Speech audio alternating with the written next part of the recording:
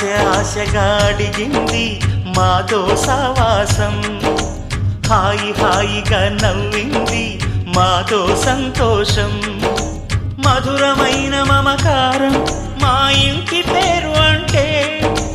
మనసు మీటు అనురాగం మా మాట తీరు అంటే, బతుకంటే ఎంత బాగుంటుందా అనుకోదా లోకం, ఇటువంటి వింత తను చూసిందా అనుకోదా స్వర్గం. సరే పమాగరే